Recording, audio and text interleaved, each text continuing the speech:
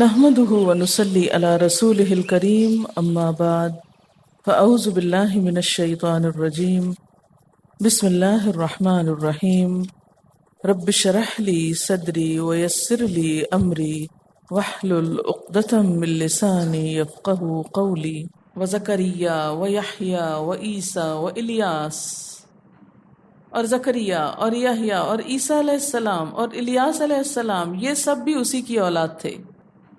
کل من الصالحین، یہ سب نیک لوگ تھے. یعنی دور تک اولاد میں نیکی رہی، نسل در نسل، سالہ سال تک نیک اولاد نصیب ہوئی. جیسے حضرت عمر بن عبدالعزیز اس عورت کے پوتے تھے نا، کہ جس نے اپنی ماں کو روکا تھا کہ دودھ میں پانی نہیں ڈالنا، غلط کام نہیں کرنا. ہم نے نسلوں تک نیکی گئی. ہم عموماً نیکی کا صلہ کیا چاہتے ہیں؟ فوراً، انسٹنٹ. ابھی نفل پڑھے، ابھی آسمان سے گر پڑنا چاہیے وہ سب کچھ جو میں نے مانگا. ایسا نہیں ہوتا. ہر چیز کا ایک وقت مقرر ہوتا ہے. لکل نبأ مستقر، ہر چیز کا ایک مقرر وقت ہے اور وہ اپنے وقت پر آتی ہے. لیکن ہم عموماً بے صبری کرتے ہیں، جلد بازی کرتے ہیں. اب یہاں پر آپ دیکھیں کہ ابراہیم علیہ السلام نے اگرچہ قربانیاں کی، پہلا پارہ یاد کر لیجئے، کیا کچھ نہیں چھوڑا انہوں نے اللہ کی خاطر. وقتی طور پر تو ان کو آگ میں بھی ڈالا گیا، پتھر کھانے کی بھی دھمکی ملی، گھر بھی چھوڑنا پڑا، بیٹا اور بیوی کو بھی چھوڑنا پڑا، بیٹے کے گلے پہ چھری بھی پھیرنی پڑی. اس دور میں جب یہ ہو رہا تھا تو یوں لگتا تھا آج ابراہیم یا ان کی نسلیں مٹ گئیں. جب بیٹے کے گلے پہ چھری پھیرنے کا حکم ہوا، کتنا مشکل کام ہے. لیکن یہ امتحان تھے سارے. اللہ یہ سب کچھ دیکھ رہا تھا. چونکہ ابراہیم علیہ السلام حقیقی معنوں میں نیکوکار تھے، محسنین میں سے تھے، محسنین. اس لیے اللہ تعالیٰ ناقدری نہیں کرتے کسی کی نیکی کی. اس کی جزا ان کو دی گئی جو دنیا نے دیکھی. واسماعیل والیسع ویونس ولوط وکلا فضلنا علی العالمین. اور ان سب کو بھی اگر ابراہیم علیہ السلام کی اولاد مانا جائے تو یہ صیغہ تغلیب کے طور پر ہوگا. تغلیب عربی کا ایک قاعدہ ہے، غالب آنا جیسے. اچھا، یہاں عیسیٰ علیہ السلام تو کسی کی اولاد نہیں تھے، تو یہ کیا بات ہوئی؟ کیوں لکھ دیا گیا عیسیٰ؟ اس کی وجہ یہ ہے کہ جو بیٹی کی یا عورت کی اولاد ہوتی ہے وہ بھی اولاد شمار ہوتی. یعنی نواسا ہونا تعلق کو ختم نہیں کر دیتا. آپ دیکھیں کہ جیسے حضرت فاطمہ رضی اللہ تعالی عنہا ہیں تو ان کی اولاد حضور کی اولاد شمار ہوتی ہے. آپ نے حضرت حسن کے بارے میں فرمایا تھا کہ میرا یہ بیٹا ان ابنی ھذا، ہو سکتا ہے کہ اللہ تعالیٰ اس کے ذریعے مسلمانوں کے دو بڑے گروہوں کے درمیان اتفاق پیدا کرے. ایک پیشن گوئی کی تھی آپ نے حضرت حسن کے بارے میں. تو بیٹی کی اولاد بھی اولاد ہوتی ہے. اسی لیے حضرت مریم انہی کی نسل میں سے تھیں، یعنی ابراہیم علیہ السلام کی، اور ان کی اولاد بھی اسی دادا کی اولاد شمار ہوئی. ومن آبائہم، اور ان کے آبا و اجداد میں سے، وذریاتہم، اور ان کی اولاد میں سے، واخوانہم، اور ان کے بھائیوں میں سے، واجتبیناہم، اور ان کو چن لیا ہم نے. اجتبا، چن لینا، اپنے خاص بندوں میں شمار کر لیا. وہدیناہم، اور ہم نے ان کو راہ دکھائی. کس کی؟ الی صراط مستقیم، سیدھے راستے کی. ذالک ھدی اللہ، یہ ہے اللہ کی ہدایت. یہدی بہ من یشاء من عبادی، ہدایت دیتا ہے اپنے بندوں میں سے جس کو چاہتا ہے. ولو اشرکوا، اگر یہ سب بھی شرک کرتے، لحبط عنہم ما کانوا یعملون، تو ان کے بھی سب عمل ضائع ہو جاتے. 18 انبیاء کا نام لینے کے بعد کیا فرمایا؟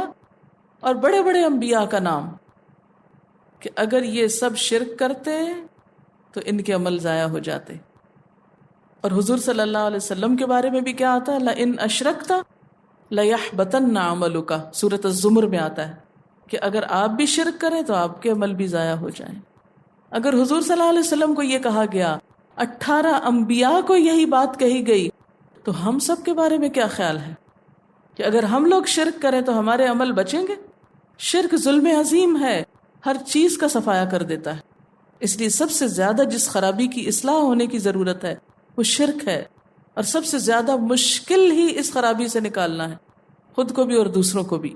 یہ خود شرک نہیں کرتے تھے، لیکن ایک تو بات کی اہمیت کے لیے ان کو مخاطب کیا گیا، دوسرے ان کی امتوں کو خبردار کر دیا گیا کہ تمہارے انبیاء بھی اگر یہ کام کرتے تو ان کے عمل بھی قبول نہ ہوتے. کہاں یہ کہ تمہیں اس کی اجازت ہو.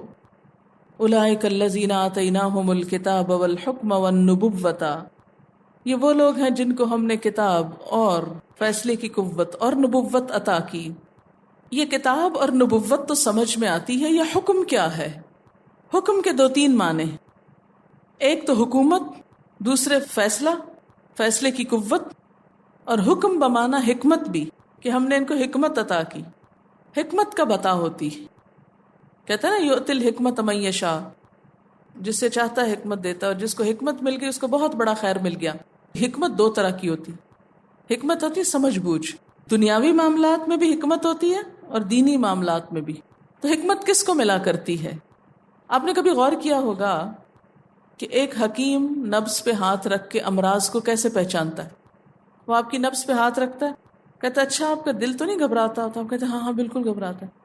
کہتا ہے آپ کو چکر تو نہیں آتے؟ کہتے ہیں ہاں بالکل چکر بھی آتے ہیں. اچھا منہ تو نہیں کڑوا رہتا؟ یہ بھی ہوتا ہے. یہ ان کو کیسے پتا چل گیا میری ساری باتوں کا؟ حکیم کو اسی لیے حکیم کہتے ہیں کہ اس کو اللہ حکمت دیتا ہے. یہ حکمت تجربے اور مشاہدے سے آتی ہے، انوالومنٹ سے آتی، محنت کرنے سے آتی، کوشش اور طلب سے آتی. آپ دیکھیں کہ جب آپ کا واسطہ بہت لوگوں سے رہتا ہے نا، تو آپ کے اندر ایک صلاحیت پیدا ہو جاتی ہے کہ آپ کسی کی شکل دیکھتے ہی اس کی ذہنیت، اس کی حالت پہچان جاتے ہیں. تو یہ غیب کا علم نہیں ہوتا.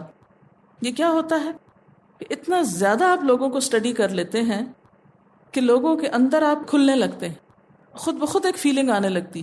یہ بھی ایک حکمت ہوتی. حکمت گہری بصیرت کو کہتے ہیں نا. گہری بصیرت وہ پہچان جو عام لوگوں کو نہیں ملتی. مثلا ہر ماں کو اپنے بچوں کی عادات اور حرکات کے بارے میں کیا ہوتا ہے، ایک خاص حکمت میسر آتی. اور اکثر آپ نے دیکھا ہوگا کہ بچے آپ سے کہتے ہیں ماما آپ کو کیسے پتہ چل گیا؟ آپ کو کیسے پتہ چل جاتا ہے؟ واقعی کیا آپ غیب جانتے ہوتے ہیں؟ نہیں. کیوں؟ اس لیے کہ آپ اپنے بچے میں اتنے انوالو ہوتے ہیں، اتنا کنسرن ہوتا ہے آپ کا، ان کے دکھ درد بیماری، فزیکلی بھی وہ آپ کے اندر اتنا عرصہ رہتے ہیں. تو بعض اوقات باپ کو وہ باتیں نہیں پتہ چلتی جو ماں کو چل جاتی. چھوٹی چھوٹی چیزیں وہ یوں لگتا ہے جیسے کہ الہام ہو رہا ہے نا. اس نے آج پڑھا نہیں، اس نے آج کھایا نہیں، یہ آج وقت پہ نہیں سویا. صرف صبح شکل دیکھ کے آپ بچوں کی بتا سکتے ہیں کہ لیٹ سوئے. یہ سب باتیں کہاں سے آئی؟ کیونکہ آپ کا کنسرن ہے ان کے ساتھ، تعلق ہے، ایک کشش ہے ان کے لیے. یہ ساری چیزیں مل کر آپ کو دوسرے کے اندر جھانکنے کا موقع دے دیتی. تو یہ بھی ان کو آرٹیفیشلی انبیاء کو حکمت یوں پلانٹ نہیں کی گئی تھی، وہ ان کی نیکیوں، خوبیوں، اللہ سے محبت اور ایک کنسرن کی وجہ سے ان کے اندر آئی تھی. جو بھی انسان بنا لے اس کو اپنا رہنما، پھر اس کا حال کیا ہوتا ہے کہ اس پر زندگی کی حقیقتوں کے راز کھلنے لگتے ہیں. اس کو اچھے برے کی ایک اور ہی طرح کی پہچان ہونے لگتی. اس کے نفع نقصان کے معیار بدل جاتے ہیں، اس کے لین دین کے معاملات بدل جاتے ہیں. اب اس پر قرآن نے کیا کیا؟ جیسے ایک ٹارچ ہوتی ہے نا، کہ وہ روشنی ڈال دی آپ پر. اب آپ وہ ریفلیکٹ کر رہے ہیں. فَإِن يَكْفُرْ بِهَا هَؤُلَاءِ، اگر یہ لوگ ان احکامات کا انکار کرتے، فَقَدْ وَكَّلْنَا بِهَا قَوْمًا لَيْسُوا بِهَا بِكَافِرِينَ، تو ہم یہ نعمت کچھ اور لوگوں کو سپرد کر دیتے جو اس کے منکر نہیں. یکفر بہا سے مراد اگر یہ انبیاء اس حکمت کو قبول نہ کرتے، اللہ کے ساتھ وہ تعلق نہ رکھتے، تو ان کو بھی یہ نہ ملتی. ہم یہ نعمت کسی اور کو دے دیتے. اور دوسرا ہاؤلائے سے مراد کون ہے؟ شرک کرنے والے. کہ ہم نے تو انبیاء کو یہ سب کچھ دیا، لیکن یہ جو شرک کرنے والے ہیں یہ کفر کر رہے ہیں، اگر یہ کفر کرتے ہیں تو ہم یہ نعمت کسی اور کو دے دیں گے جو اس کے انکاری نہیں ہوں گے، یعنی یہ دین کسی اور کے پاس چلا جائے گا، انبیاء کسی اور کے رہنما ہو جائیں گے۔ اب دیکھیں نا، مکہ میں اسلام کی دعوت دی تھی حضور صلی اللہ علیہ وسلم نے، دی تھی نا، اب جب وہاں کے لوگوں نے قبول نہیں کی اور اسی حالت میں فوت ہو گئے، تو آج آپ دیکھیں عرب تو کیا بے شمار عجم جو ہیں وہ مسلمان ہو چکے اور خود اس دور میں بھی ہو گئے تھے۔ تو یہ اللہ تعالیٰ کی طرف سے تھریٹ ہے، اگر تم نہیں اس چیز کو قبول کرتے جو ہم نے انبیاء کے ذریعے تم کو دی، تو کوئی نہیں، ہم تم سے لے کے کسی اور کے حوالے کر دیں گے۔ وکلنا، توکیل ہوتا ہے کسی کے حوالے کرنا، حوالہ دار اسی لیے کہتے ہیں نا وکیل کو۔ اولئک الذین ھدی اللہ، یہی وہ لوگ ہیں جن کو اللہ نے ہدایت دی، یعنی انبیاء۔ فبہداہ مقتدی، انہی کے راستے پہ تم چلو۔ فبہداہ مقتدی، اس سے ایک بڑا اصول پتہ چلتا ہے، بہت بڑا اصول جو اگر آپ یاد رکھ سکیں تو انشاءاللہ تعالی دین کی بہت سی باتیں سمجھنے میں مدد ملے گی، آپ کو قرآن کی تفسیر میں مدد ملے گی۔ آپ دیکھیں کہ پچھلے انبیاء پر جو کچھ نازل ہوا وہ سب کا سب انویلڈ نہیں ہوا، کیونکہ یہ آیت کیا کہتی ہے؟ ان کے نمونے کو فالو کرو۔ کس کو کہا جا رہا ہے؟ نبی صلی اللہ علیہ وسلم، کہ تم اپنے پچھلے پیغمبروں کے طریقے کو فالو کرو۔ اگر آپ کو کہا گیا تو کیا ہم کو نہیں کہا گیا؟ اچھا، بعض اوقات یہ ہوتا ہے نا کہ جب میں خواتین کو مثال دیتی ہوں حضرت مریم کی کہ اللہ نے ان کو چن لیا، یا حضرت ہاجرہ کی، تو وہ کیا کہتے ہیں؟ وہ تو پچھلی قوموں کے لوگ تھے نا، آج کے تھوڑی ہیں۔ تو بات یہ ہے کہ اگر وہ قابل مثال ہی نہیں تھے، قابل ذکر ہی نہیں تھے، تو قرآن میں ان کا تذکرہ کیوں آیا؟ لہٰذا یہ کہنا کہ پچھلے انبیاء کی باتیں قابل عمل نہیں، ہم تو صرف حضور کی مانیں گے، تو ما انزل الیک وما انزل من قبلک پہ پھر ایمان کیسے لائیں گے؟ ہاں، یہ الگ بات ہے کہ ان کی کتابوں میں اگر کچھ چیزیں مکس ہو گئی ہیں تو پھر معیار قرآن ہوگا، لیکن اگر قرآن ان کے کسی عمل کا ذکر کرتا ہے تو وہ عمل ہمارے لیے بھی حجت ہوگا۔ قل لا اسألکم علیہ اجرا، کہہ دیجئے میں اس پر تم سے کوئی اجر نہیں مانگتا۔ ان ہوا الا ذکریٰ للعالمین، یہ نہیں مگر نصیحت تمام جہان والوں کے لیے، سب لوگوں کے لیے یہ ایک یاد دہانی ہے، یعنی یہ قرآن، اے لوگوں میں نے تم کو حق پہنچایا، میں تم سے کوئی صلہ نہیں مانگتا، اگر تم نہیں مانو گے تو یہ تو سب دنیا کے لیے پیغام ہے، کوئی اور مان لے گا۔ وما قدر اللہ حق قدرہ، اور انہوں نے قدر نہیں کی اللہ کی جیسا کہ حق ہے اس کی قدر کا۔ قاف دال رے قدر لفظی معنی ہے اندازہ کرنا، کسی چیز کی اصل حقیقت جاننا اور معرفت حاصل کرنا۔ تقدیر کا لفظ بھی اسی سے ہے، تقدیر کا اصل علم اللہ کے پاس ہے، وہ اللہ کا اندازہ ہے، اللہ کا علم ہے۔ کسی بھی چیز کی حقیقت کے بارے میں اللہ تعالیٰ خود زیادہ بہتر طور پر جانتے ہیں۔ وما قدر اللہ حق قدرہ، اور انہوں نے قدر نہیں کی اللہ کی جیسا کہ حق ہے اس کی قدر کرنے کا، یعنی اللہ کے بارے میں صحیح اندازہ قائم ہی نہیں کیا، صحیح علم حاصل ہی نہیں کیا، خدا کی ذات کی صحیح معرفت پہچانی ہی نہیں۔ اب دیکھیے کہ کسی بھی چیز کی قدر و قیمت اسی وقت بنتی ہے، آپ اسی وقت اس کو محسوس کر سکتے ہیں جب آپ اس کے بارے میں صحیح طور پر جانتے ہوں۔ ایک ہیرے کو صحیح معنوں میں کون پہچان سکتا ہے؟ جوہری، وہی اس کی قدر جانتا ہے۔ وہ کیوں؟ اس لیے کہ وہ اس کی قیمت پہچانتا ہے، اس کی اصلیت کو جانتا ہے کہ یہ کتنا قیمتی ہے۔ لیکن ایک نادان شخص، ایک لا علم شخص اسے محض ایک خوبصورت پتھر سمجھتا ہے۔ ایک اچھی کتاب جس کو ہم نے پڑھ نہ رکھا ہو، جس کے بارے میں ہم کچھ نہ جانتے ہوں، تو ہم اس کے بارے میں کیا کریں گے؟ ہو سکتا ہے کہ کبھی جلانے کے لیے ضرورت پڑے کچھ تو اس کو آگ میں بھی جھونک دیں، کیونکہ ہمارے خیال میں وہ ایک بیکار چیز ہے۔ ہماری ضرورت یہ ہے کہ اس وقت ہمیں آگ مہیا ہو، اور یہ کتاب آگ کے بھڑکانے میں بہت عمدہ کردار ادا کر سکتی ہے اس کو اگر جلا دیا جائے۔ ایک وقت تھا مسلمانوں کے عروج کا جب بے تحاشا کتابیں لکھی گئیں، ایک لائبریری میں لاکھوں کی تعداد میں کتابیں تھیں۔ پھر مسلمانوں کے زوال کا دور آیا، ان کے دشمنوں کے ہاتھوں وہ کتابیں جلا دی گئیں۔ اسپین میں مسلمانوں کی کتابوں کو جلا کر ان کے اندر مسلمانوں کو پھینکا گیا۔ اس پر نہ صرف یہ کہ مسلمان بلکہ غیر مسلم بھی تل ملا اٹھے کہ یہ انسانیت کی توہین تو تھی ہی، انسانیت کا ایک بہت بڑا نقصان ہوا کہ کتابیں جلا دی گئیں۔ ہلاکو خان جیسے انسان نے جہاں عربوں کو تہس نہس کیا، وہاں اس کے ساتھ ساتھ کتابوں کو بھی دجلہ و فرات میں بہا دیا کہ جن کا وہ دشمن بن کے آیا تھا ان کی کتابوں کا بھی وہ دشمن بن گیا۔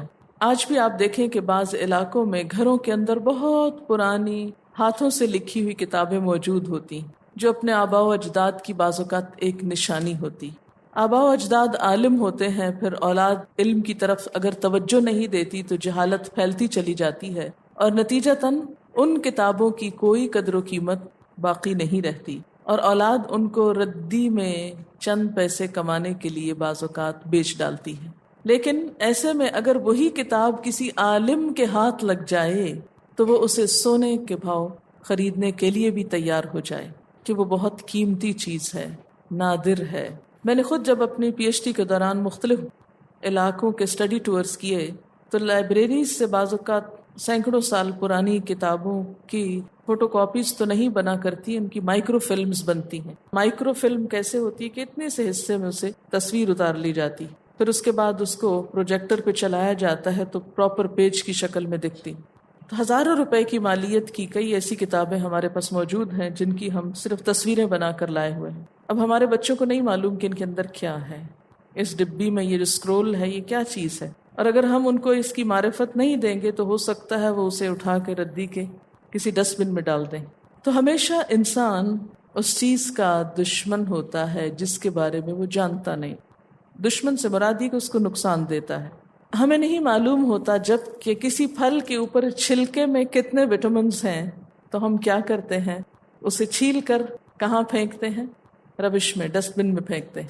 حالانکہ اگر وہی چیز ہمارے جسم کے اندر چلی جائے تو ہمیں بہت فائدہ ہو سکتا ہے۔ بہت سی چیز کے بیجوں کے بارے میں عموماً لوگ ان کے فوائد نہیں جانتے ہوتے تو وہ پھل کھا لیتے ہیں اور بیج پھینک دیتے ہیں، حالانکہ جو ان کی قیمت جانتے ہیں بعض اوقات وہ ان کو مہنگے داموں بھی خرید لیتے ہیں۔ لیکن ہمارا رویہ اس کے ساتھ ایسا کیوں ہوتا ہے؟ کیونکہ ہم اس کے بارے میں جانتے نہیں ہوتے۔ قرآن حکیم جو اللہ رب العزت کا کلام ہے، بہترین کتاب ہے، عظیم خزانہ ہے، اس کے ساتھ ہمارا رویہ کیا رہا؟ اب آپ اس کو پڑھ رہے ہیں، اس کی معرفت حاصل کر رہے ہیں تو آپ نے دیکھا ہوگا وہی کتابیں، وہی تفسیریں جو سالوں سے آپ کے گھر میں منتظر تھیں کسی مہربان کی کہ کوئی ان کو کھولے، اور کوئی ان کو کھولنے کو تیار نہ تھا، آج جب آپ کو اس کتاب کے پڑھنے میں لطف آنے لگا، آپ کو سکون محسوس ہونے لگا، تو وہی کتابیں بہت قیمتی ہو گئیں۔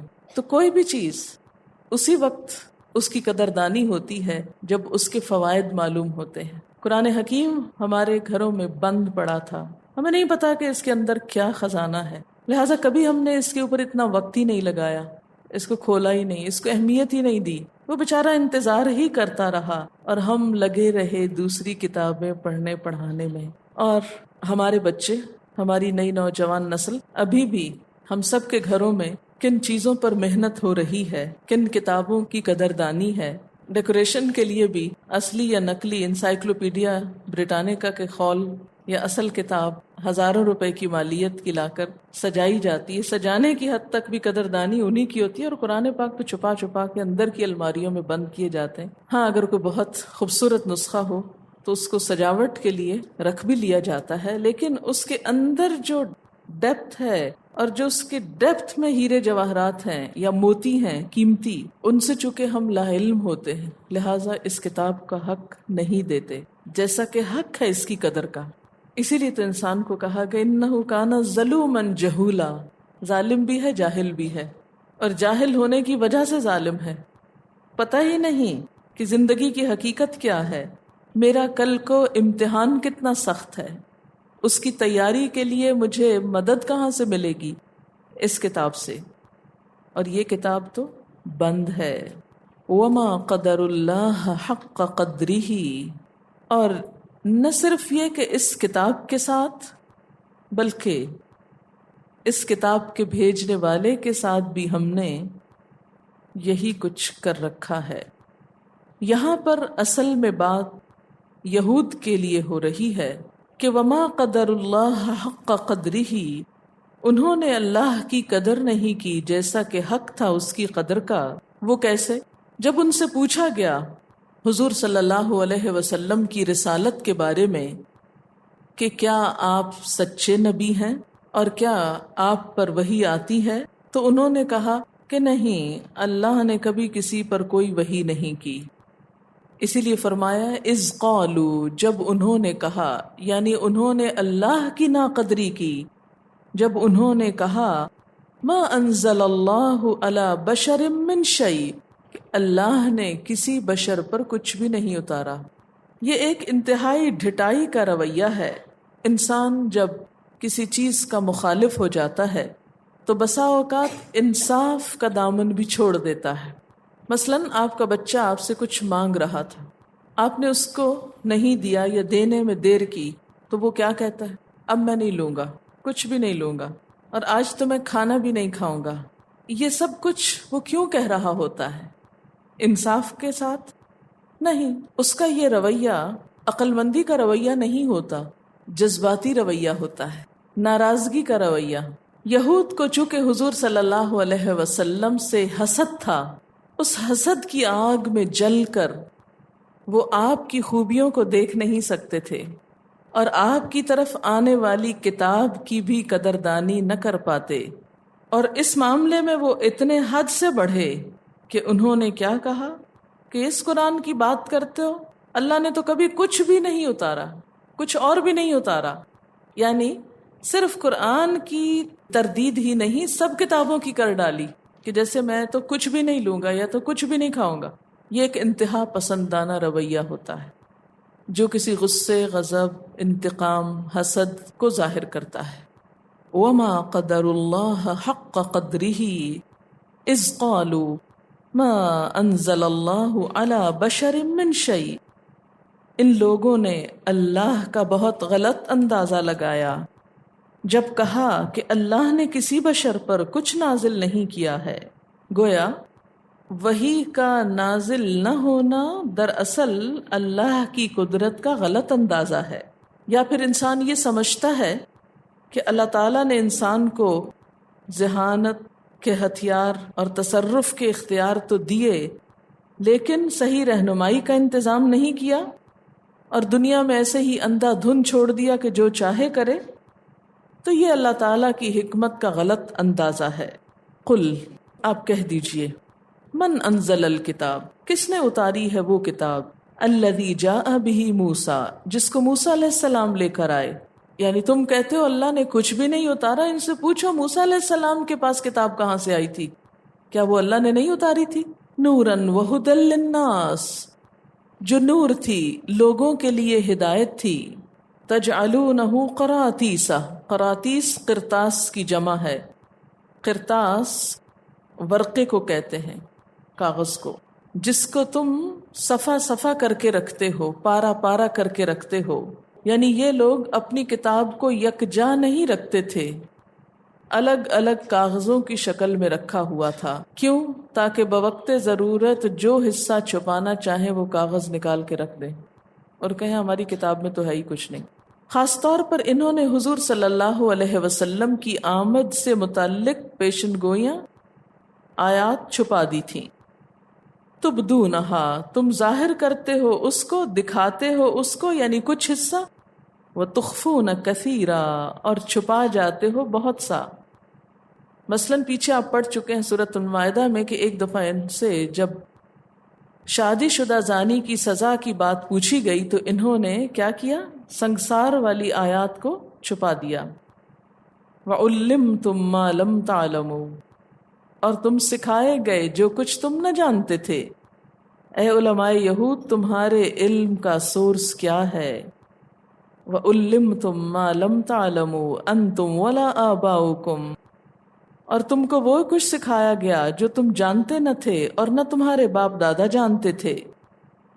قل اللہ، کہہ دیجئے اللہ نے۔